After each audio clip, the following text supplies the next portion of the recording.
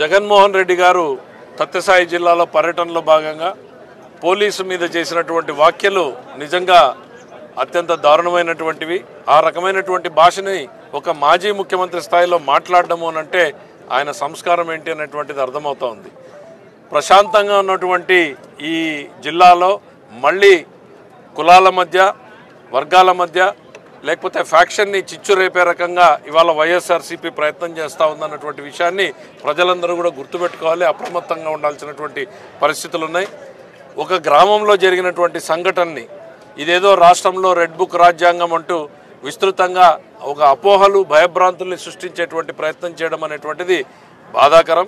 ఇవాళ చంద్రబాబు నాయుడు గారు రాజకీయ కక్ష సాధింపులు లేకుండా ప్రశాంతంగా రాజ్యాంగబద్ధమైనటువంటి పాలన ఇస్తున్నారు. తప్పు చేసిన వాళ్ళు ఎవరైనా ఉంటే వాళ్ళ మీద చట్ట ప్రకారంగానే యాక్షన్లు తీసుకోవడం జరుగుతూ ఉంది.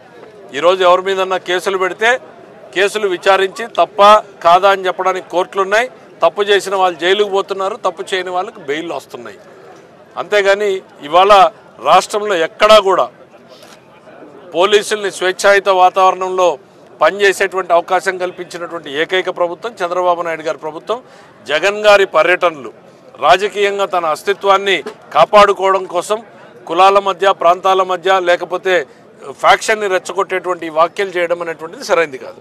మన కర్నూలు నగరంలో top class and richest villas project Anantha film Nagar. ఇది కేఎంసీ లిమిట్స్ లో వెంకటరమణ కాలనీకి కేవలం 2.5 కిలోమీటర్లకు దగ్గరగా 40 ఎకరాలలో top class club house and resort with big size swimming pool, ఇలాంటి ఎంతో అద్భుతమైన డెవలప్మెంట్స్ తో అనంత ఫిల్మ్ నగర్. వెంటనే సంప్రదించగలరు.